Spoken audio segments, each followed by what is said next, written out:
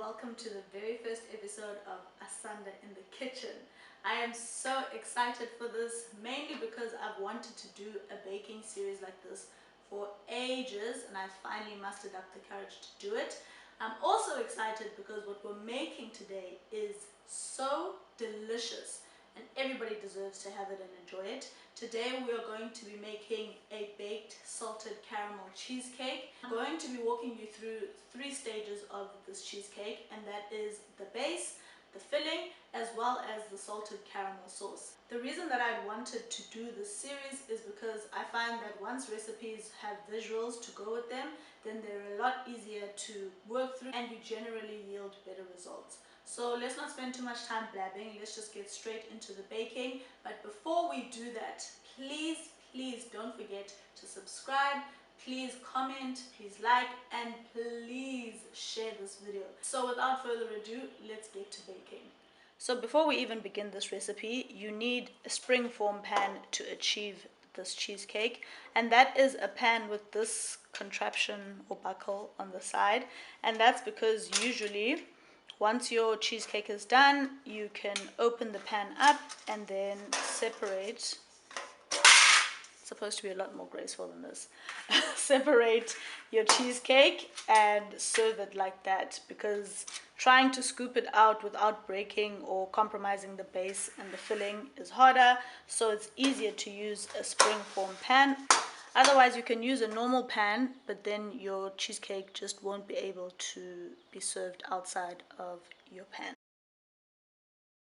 So for your base, you want 2 packets of tennis biscuits. That's mainly because I like a thick base. If you prefer a thinner base or you're making a smaller cheesecake, then you can use 1 packet, but I like quite a thick base, so we're going to use 2.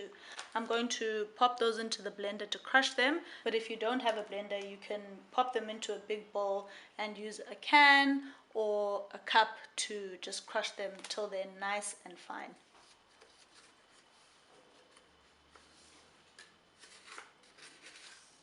At this point, you'll add in 60 grams of melted butter. I just pop this in the microwave and melt it. Then you will combine just until all the butter and the crumbs are mixed together. It's going to look like wet sand when you're done. So give it a good stir for a while. At some point it'll look like nothing's really happening, but trust me, just keep stirring and you'll eventually get that consistency of wet sand. Then you want to take your base and pour those crumbs into your pan. Please make sure that you've got baking paper at the bottom of your pan or you've sprayed it with some non-stick spray. Then you want to spread that out evenly. Once it's evenly spread, you want to start patting. Don't be afraid to use your fingers. I find that that's the best way to make sure that your base is nice and even. So we bake the base to avoid it crumbing and breaking once the cheesecake is completed. Once our crust is out the oven, we will set it aside and allow it to cool while we make our filling. In here we have 3 tubs of cream cheese, and we're going to add 1 cup of caster sugar to it and bring that all together. And when that is nicely mixed together, you want to add a cup, 250 grams of sour cream, and mix that together. Add in 3 tablespoons of all-purpose flour and mix that in.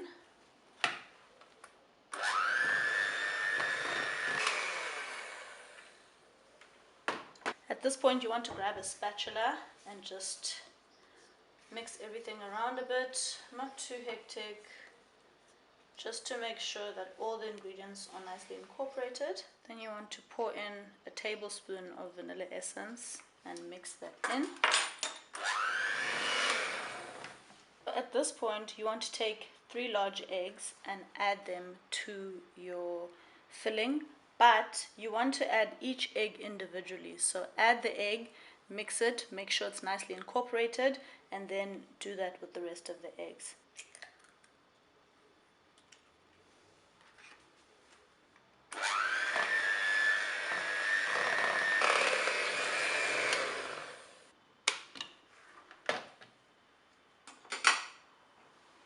This looks quite good to me. Velvety and smooth, which is the exact consistency we wanted. Now it's time to bake. So at this point, your filling is done, your base is done, now it's time to bake. But we have one more step, which is to prepare the water bath. We do a water bath for a baked cheesecake to avoid it getting cracked, or at least so that it'll be minimally cracked. At this point, you want a nice big piece of foil. Place your baking tin in the middle. Push the foil around the tin.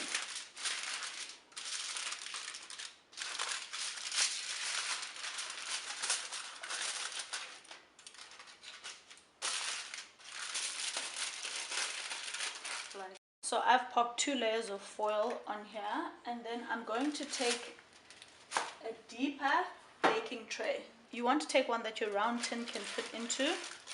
Just a bit of a tight squeeze. And you want it to be deep because this is where we're going to pour the water. Use boiling water to do this, and try and not get any onto your base. Pour maybe about 1 centimeter of boiled water. Then we can pop our filling in and put this in the oven.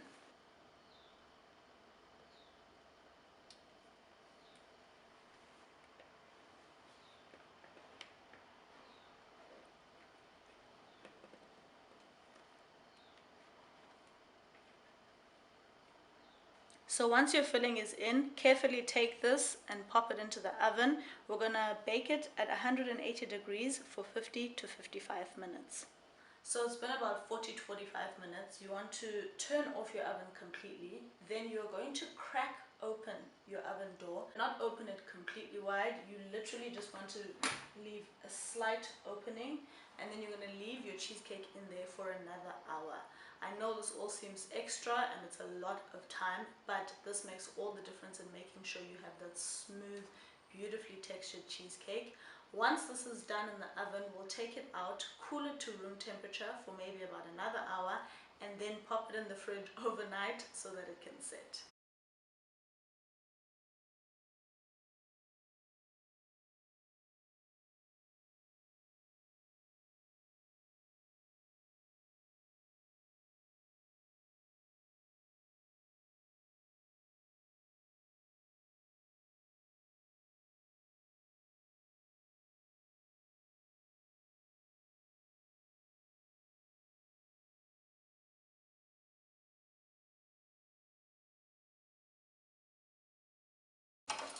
Give that a nice little stir.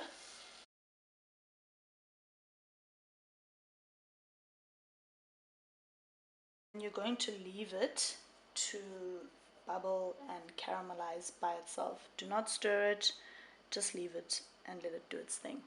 While that is going on, you are going to mix a cup of cream,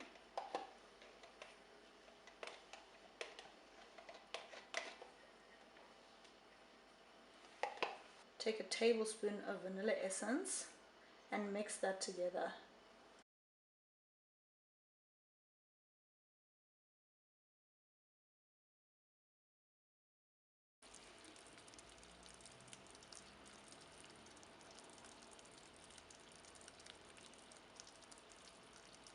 Okay, so take it off the heat and you've got that nice beautiful color.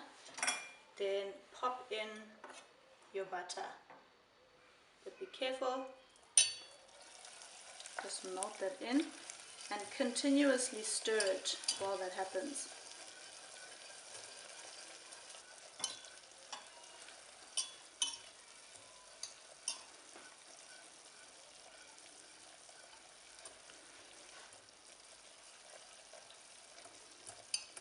Then we're going to add our cream continuously while stirring.